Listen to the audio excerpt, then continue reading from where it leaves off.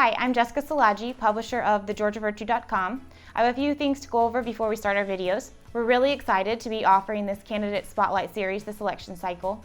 It has one goal in mind, and that is just to make sure that people have as much information as possible before they go to the polls. There's no agenda, we don't make endorsements, and we're not beholden to any major corporation. These videos and these features are produced thanks to our advertisers and our very generous donors to the TGV Sunlight Fund in the communities that we serve. We extended an offer to everyone running for office. In all the races, everyone was given an opportunity to sit down with us.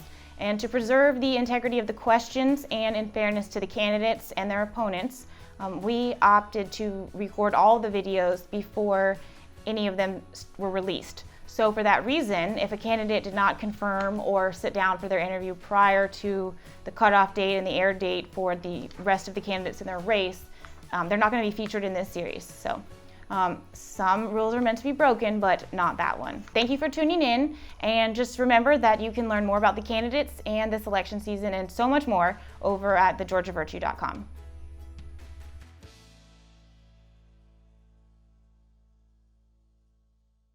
I am Jessica Szilagyi, publisher of thegeorgiavirtue.com, and today I am with House Representative-elect Lehman Franklin here in Statesboro. We are going to talk to him about his very short campaign, but his political plans for when he's sworn in next January. So thank you for joining us today. Yeah, thank you for inviting me. I'm looking forward to it. Yeah, we're excited to talk to you.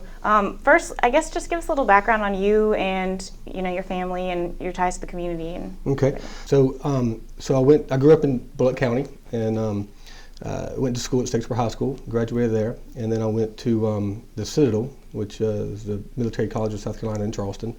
And that school was a really good school for me because it was 4 years of teaching me servant leadership, basically. One of the very first things that they instill in you is that you have to learn to follow before you can lead. So, and that's one of the the reasons why it's one of the staples of the campaign is because I want to serve the community. So, in that time though, they taught you servant leadership and they just ingrained it in you, which is very good. And it was kind of a marking moment of my life. And one of the best decisions I made was going to that school. So after I graduated at the Citadel, I went back home to Savannah and I started working in a motel on Highway 17. And I don't know if you're familiar with Highway 17, but it's a pretty rough area.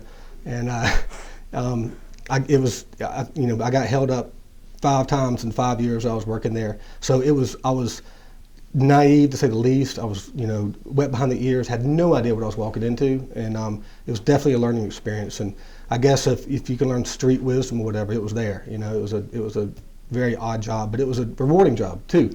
So while I was there, I went to graduate school at Georgia Southern and got my MBA. So I was working during the day and went to college, graduate school during the night. But one of the main things, the reason why I bring that up is because one of the main things that happened to me during that time period was that I really, started diving into what I truly believed in my faith, and I was going to church, and so that experience or that time of my life kind of rekindled just an awareness of the purpose that we have here, and so during that time I rededicated my life to Jesus and to Christianity, and so I started to look into what was next in my life and looking into doing missions. But I was all about business. That's all I ever did. I mean, my father was a businessman, my family's business. I went to business school, undergraduate, MBA. So I want to do business. I didn't want to be a missionary, and I hated the idea of that. But I wanted to check it out because I wanted to serve, but also I wanted to do business. So anyway, make a long story short, I went to Columbia with a missionary, and I actually went to Columbia because it was Columbia. It was exciting. I was young and looking for an adventure, basically. So went there, really, really liked it. Came back and decided that I wanted to go explore South America and just see what happens. And I was investigating actually a marina in Panama, and the idea or the hope was to go down there, maybe possibly buy that marina and run it in business because it's very similar to a hotel. And then have an adventure too, because I was in my 20s. So I bought a sailboat, and I quit my job. I saved up like $5,000, and then I sailed off, and I just left. And I ended up going to Central America, Belize, Honduras, and just took my time, So when I was in Honduras, I met a Christian organization group called YWAMs, Youth with a Mission. They were doing their mission, work in Honduras, and they were from Norway, but they could speak English, and I couldn't speak Spanish at the time. So my boat broke. I had to get it repaired, and it takes forever to get anything repaired down there. So I joined in with them and just did whatever they did. And they were going to orphanages, they were doing rehab centers, they were going into prisons, just anything and everything. But the cool thing I liked about it was that they would come along aside ministries or nonprofits that were already established. So they weren't like, kingdom buildings, what I call it. They weren't trying to like build this empire, They were just going around and serving what's already established. And they would do that, and they were going around, and I loved it. And you get to see a bunch of different areas as well, So I said, well, my boat's broke. It was getting close to hurricane season, which that, sailing from Honduras to Panama would be a little difficult, a little risky. So I said, well, I'll take my boat to Guatemala, and I'll do one of these discipleship training schools, is what they call it. So they had one available during that timeline in Nigeria, Argentina, and Chile. And I always wanted to go to Argentina. I don't know why, but it just always appealed to me, So I took my boat to Guatemala, and I left it there, got on a chicken bus from Guatemala to Costa Rica, which was an awesome experience. They had I think a pig was on the roof of that bus for about half the trip, So that was fun. It was a really good experience. Anyway, so I got to Costa Rica, and then Costa Rica took a plane to Argentina. And then while in Argentina, I did the school. And the school was a 6-month school. It's 3 months of theory and then 3 months of practical. So you learn and then you put what you learn into practice, right? So we did the exact same thing down there. We would leave, the school there, and we'd go out to either another country or somewhere that's already established in Argentina, and just come along and serve, And it was a great thing. So I decided then that this is what I wanted to do. I wanted to keep doing this, and I didn't. I just forgot about Panama. That was it. I forgot about my boat, left my boat up there, which is kind of crazy because I was paying, the dock fees every month, and I wasn't using it, Yeah. So anyway, I ended up staying and working with Youth with a Mission for about 4 years in Argentina, and it was great because I ended up establishing different schools and every 3 months taking teams into another culture. That was the big thing, And it was basically training young people into service and to see if they wanted to do missions or not, as a short-term kind of thing. So did that, and I went to basically every country in South America and Central America except for, ironically, Panama.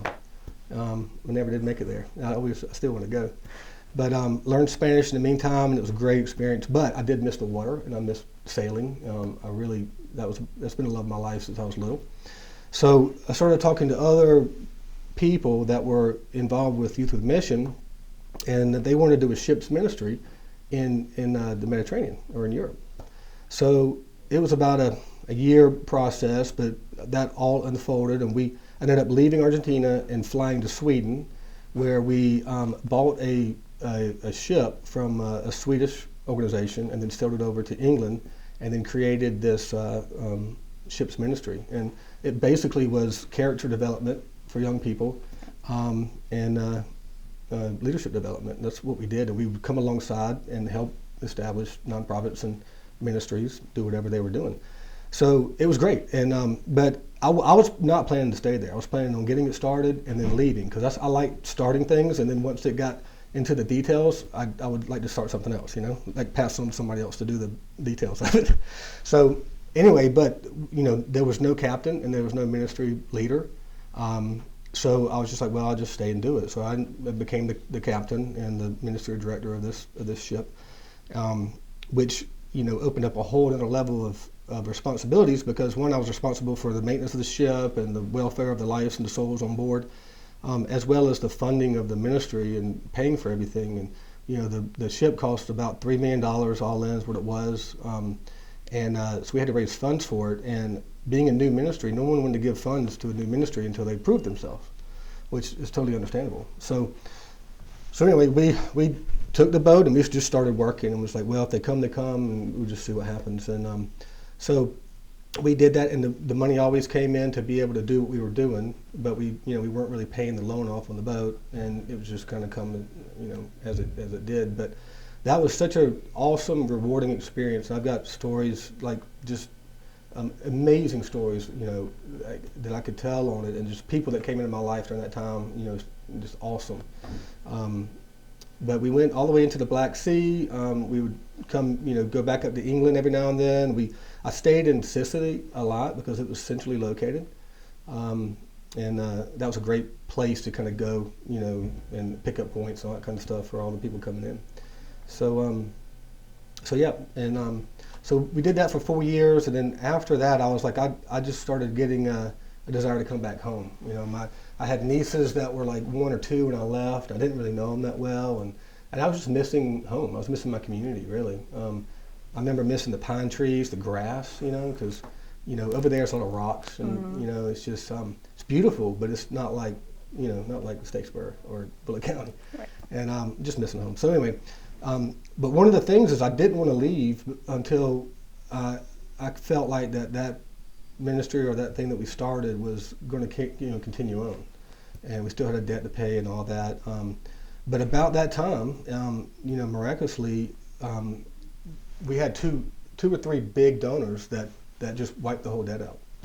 And I was like, this is great. So I felt like, and we had a leadership team in place that were there on the boat, and I felt that it was the perfect timing. So I came back home and went to my uncle for a job to see if I could work for him.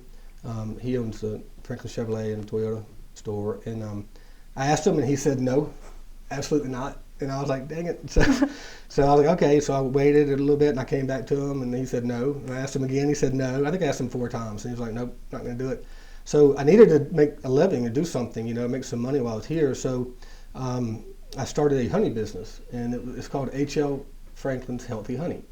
And I did that, and that was a really cool business. And that idea actually came from my time in Sicily, because I was really interested in bees and beekeeping and honey from Sicily. And so anyway, when I came home, I was like, well, I'll just do that. So we created this business, and it was great, and it was really fun, and it just started to take off. And right about when it was starting to take off, my uncle said, okay, you can come work for me.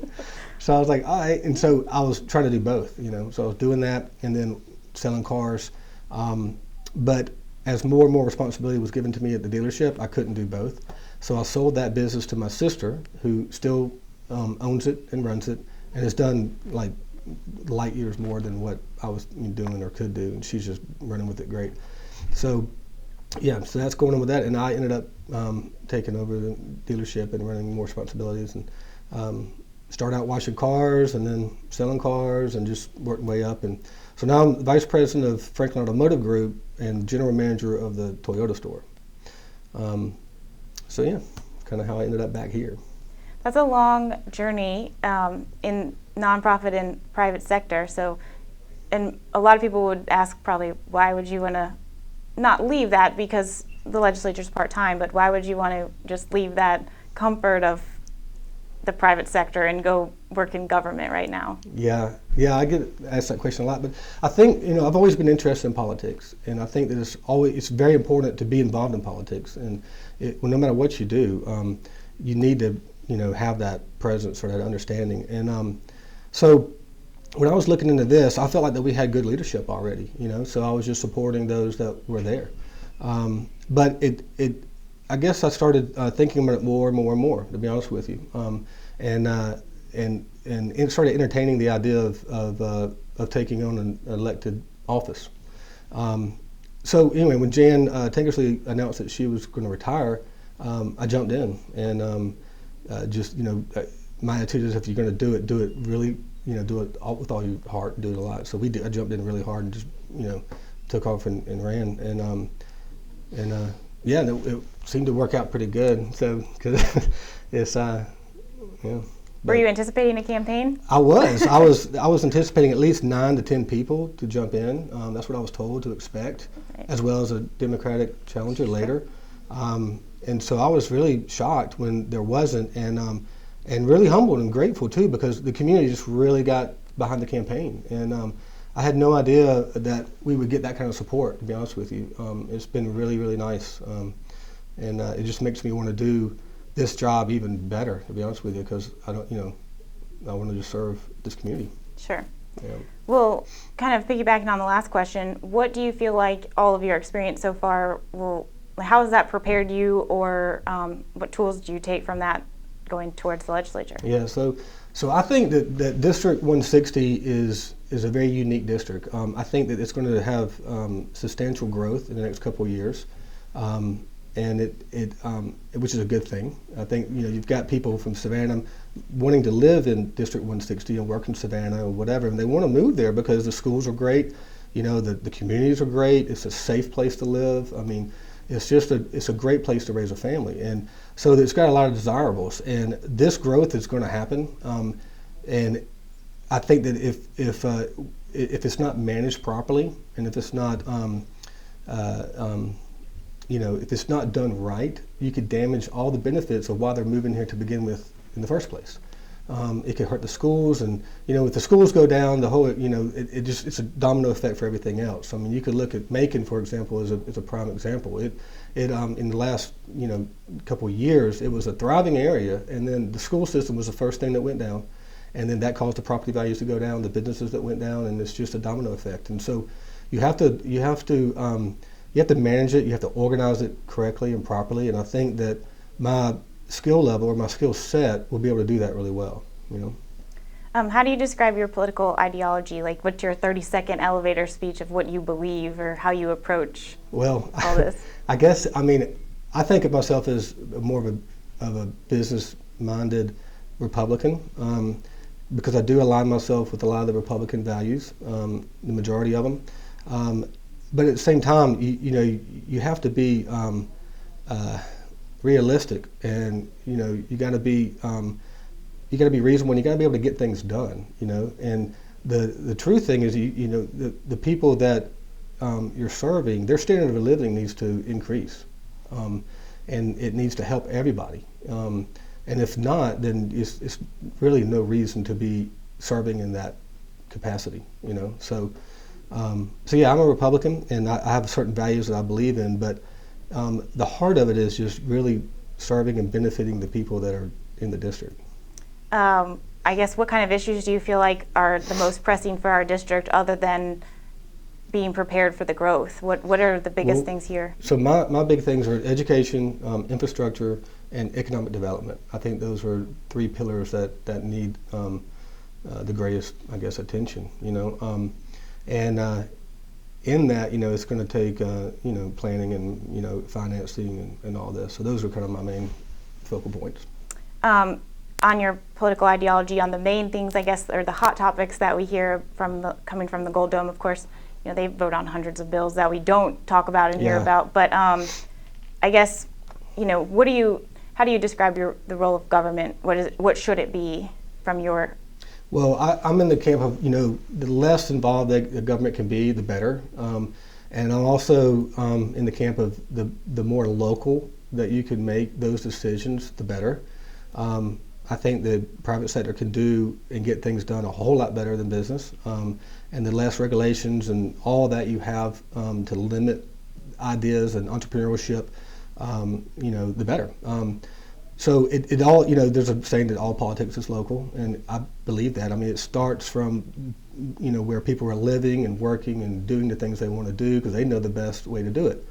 And then it all kind of comes up from there. And you were mentioning all these bills. I think there's something like 300 or 80 or something, some odd laws or bills or ideas that are being talked about in a session, and the session's like 40 days. I know it kind of extends a little bit, but it's basically you're in session for 40 days. So there's a lot to digest, and some laws that are good for Atlanta may be terrible for District 160, So my elevator speech on what my plan to do is to make sure those laws benefit District 160, or at the very least don't hurt it, And if it is, then I will fight tooth and nail to block it or stop it or whatever we need to do, But there's a lot, and a lot of information just gets processed that it needs to be deciphered, Well, and some of the things that you mentioned that are your priorities for our district, they do cost money. So how do you balance that with taxation? Like, how do you approach that? Yeah, that's a great question. So for me, I believe that the less taxes that you have, the more revenue the government agency will actually bring in. And I know that sounds backwards, but the less taxes you have, it creates more jobs. It creates more money in the pocket of consumers and people that live there, and it creates more activity in the economic sector. And when you have that, it brings in more taxes that wouldn't be there otherwise.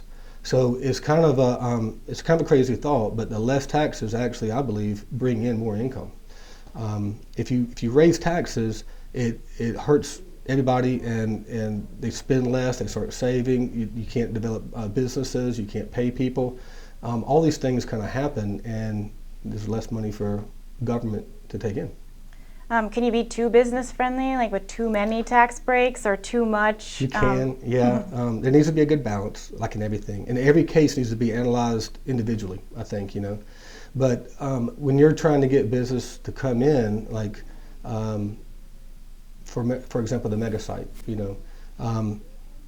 I think giving tax breaks to companies like that is a good thing, because the benefits you get from a big company or big project coming in there, it's going to benefit the community in so many different ways that you may not be able to account for. And you might be able to see, right? It's kind of like, it's like a tide rising all the ships in the harbor. So that project could be really, really well. But to get something like that, you got to be competitive, because I think there's 3 or 4 different sites in Georgia alone that are jockeying for this. One of them was Rivian up in the north. I think this is like a $500 billion investment for that area. So that's massive. That's huge.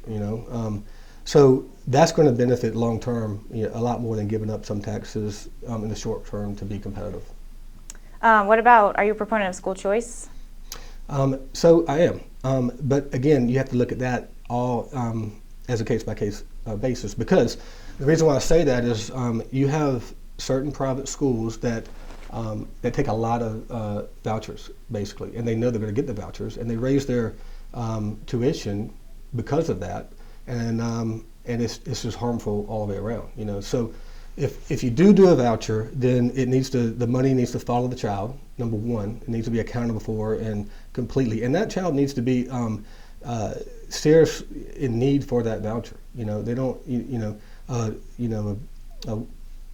a child that can pay the school should not get the voucher.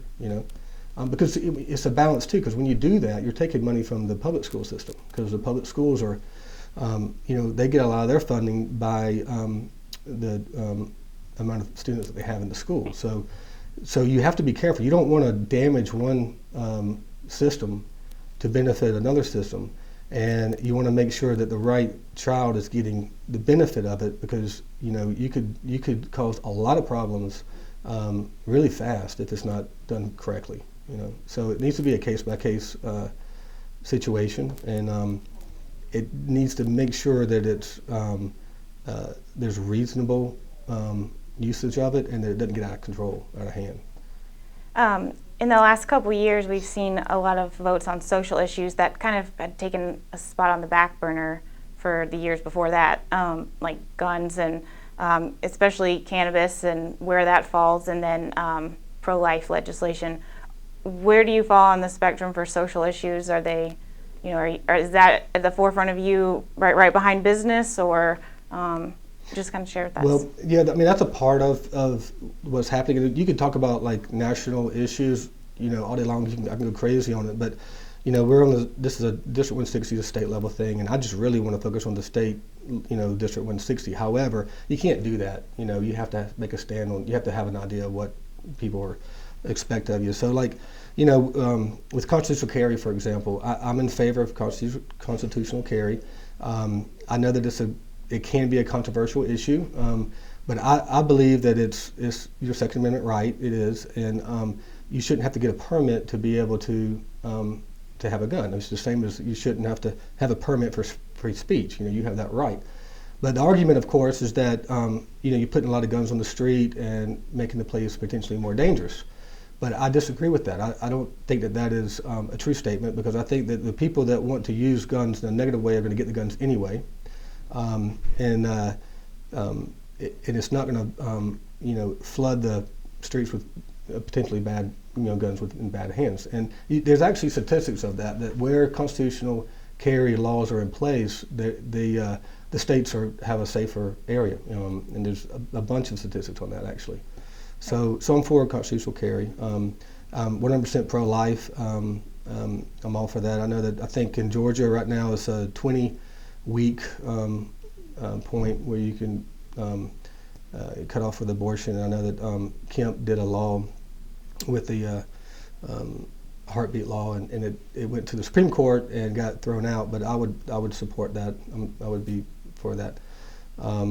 Cannabis, I don't really know about cannabis. I haven't really dug into it deeply, but one of the things is that, you have to, I think if that passes or if that comes up, you got to be able to have a way that the police are safe. There needs to be some good road tests, I think, to be able to make sure that if somebody's, using cannabis legally, whatever, they have to be able to judge that or, monitor that. It's got to be some good laws, so. And a lot of that's just some common sense stuff, but yeah, haven't dug into that so much. Would you take a different approach to recreational versus medicinal? Yeah, medicinal just seems to make sense.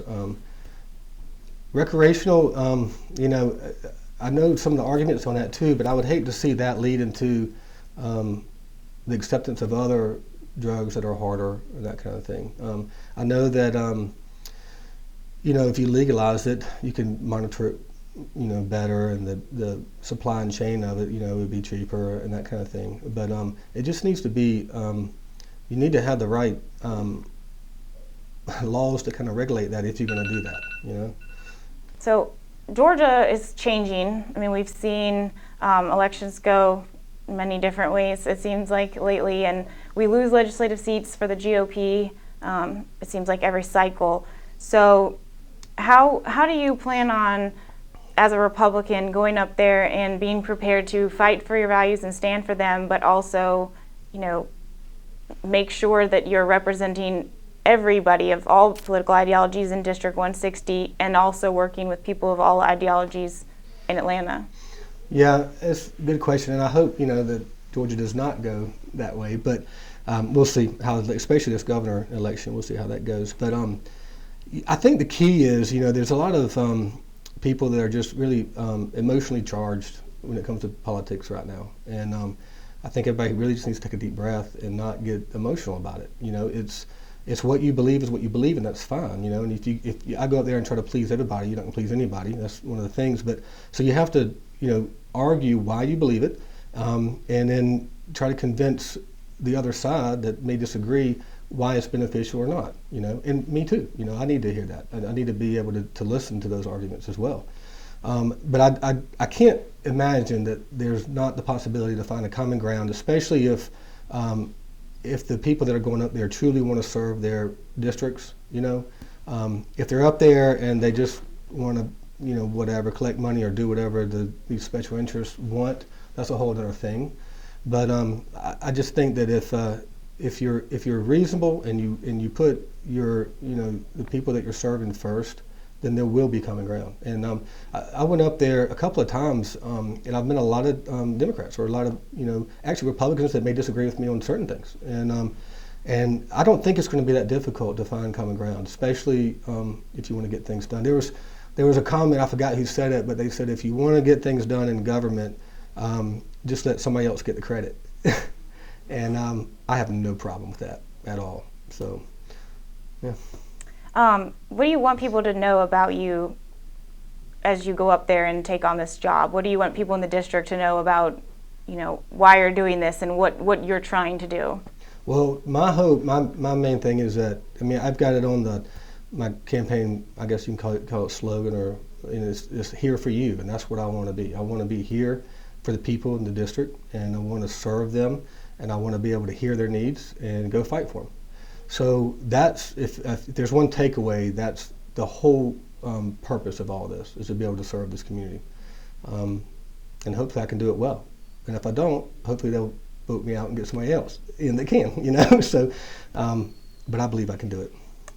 Where can people learn more about you or reach out to you, and social media, website, all of that? So yeah, I have a Facebook page, Lehman Franklin for State Representative, and we try to keep that up to date as like every day. We try to. And there's also a website that's lehmanfranklin.com. So it's LEHMAN Franklin.com, and you can read more about my background, my the issues that I believe in. You can volunteer, you can donate, you can contact me with questions, or if you have any questions or concerns, and I will respond. Well, thank you so much for sitting down with us. We wish you all the luck going up there. It's Thank you. not I an appreciate easy it. job. So Yeah. thank you.